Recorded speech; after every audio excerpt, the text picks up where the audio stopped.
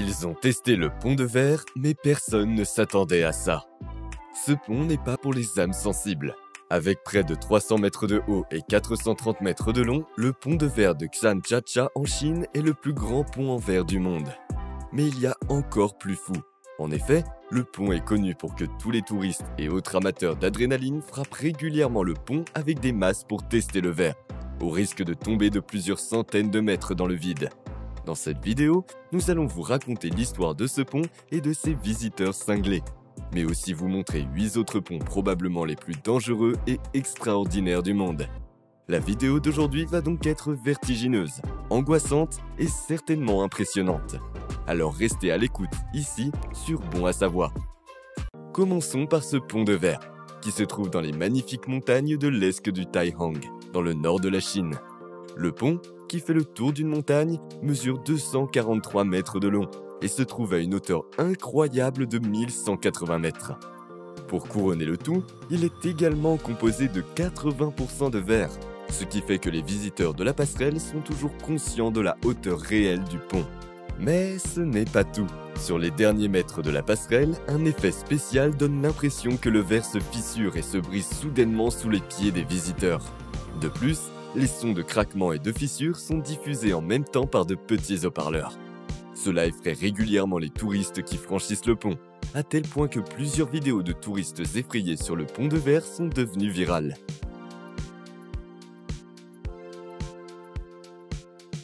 Ensuite, nous arrivons à l'un des ponts les plus dangereux du monde, le pont Kadinsky, situé dans la province sibérienne de Kouanda.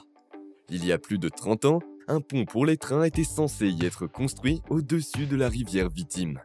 Cependant, les travaux de construction des voies ferrées sur le pont n'ont jamais été achevés, si bien qu'aujourd'hui, le pont est principalement utilisé par les automobilistes.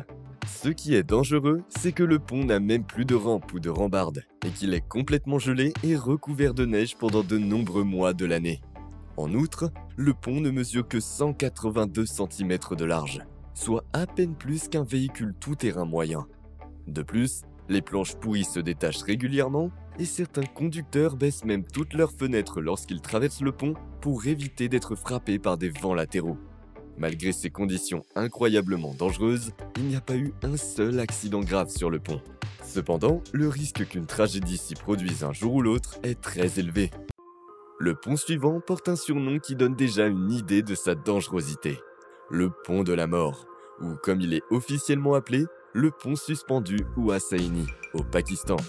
Le pont suspendu fait plusieurs centaines de mètres de long et se compose uniquement de quelques câbles métalliques, de câbles et de planches de bois mal assemblées.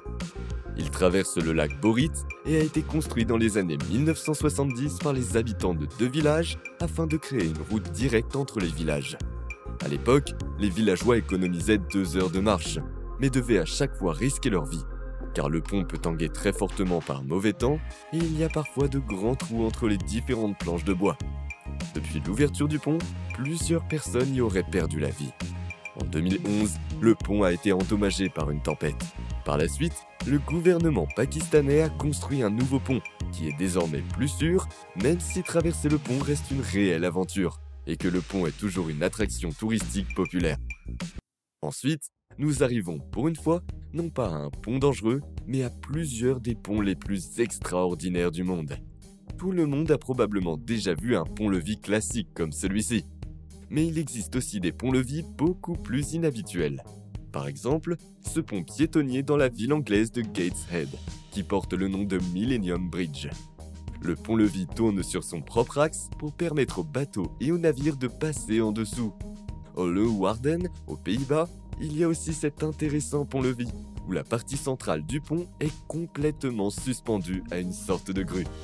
Oh, et au fait, cette solution élégante peut également être trouvée en Europe, à nouveau en Angleterre. Il s'agit du Swing Bridge et regardez ce que vous pouvez voir en arrière-plan. Ensuite, nous arrivons à un autre pont dangereux et unique, et à un pont qu'une seule personne a en fait traversé. Le sportif de l'extrême Spencer Seabrook.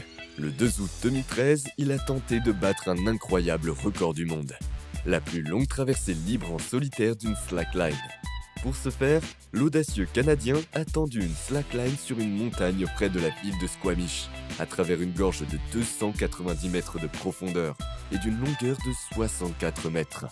Il a finalement commencé à traverser la slackline et avec cela probablement le pont le plus dangereux de tous les temps. Sans aucun dispositif de sécurité, mais après seulement quelques mètres, il est tombé. Cependant, il a pu s'accrocher de justesse. Après s'être relevé, il a marché lentement et pas à pas jusqu'au bout de la slackline, battant ainsi le record du monde de la plus longue traversée libre en solitaire sur slackline de tous les temps. Après ce pont particulièrement éphémère, qui n'a en fait existé qu'un seul jour, voici le pont des Vignes dans la vallée d'Iha au Japon. Construit au XIIe siècle, il y a plus de 800 ans.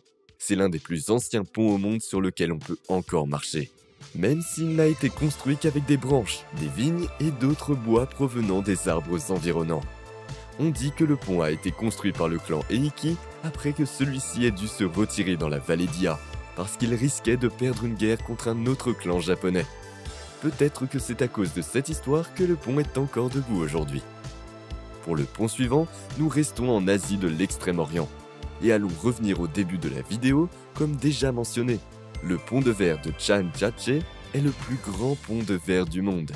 Lors de son ouverture en 2016, le pont suspendu en verre a également battu de nombreux autres records, comme celui de la plus haute plateforme de saut à l'élastique du monde. Les développeurs du pont sont particulièrement fiers du fait qu'il est presque entièrement constitué de verre, et que ce verre est censé être plus sécurisé et plus solide que nulle part ailleurs dans le monde.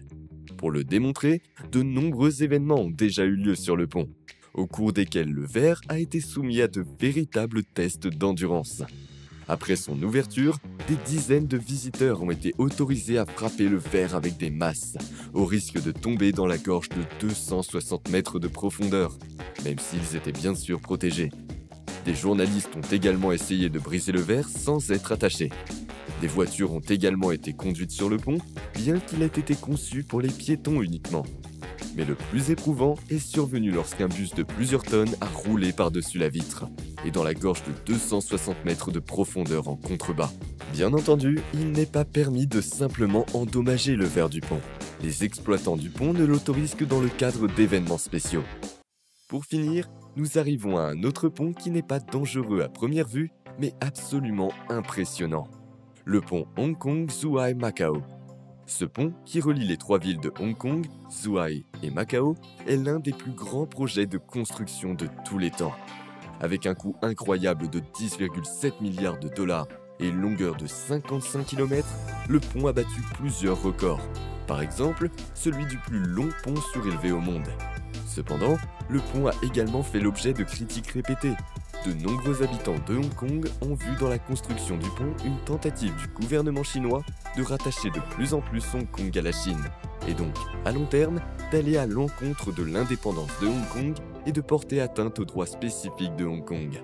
Considéré uniquement comme un bâtiment, le pont reste néanmoins une immense réussite technique. C'était notre vidéo sur les ponts les plus étonnants du monde entier. À la prochaine fois, ici, sur Bon à savoir.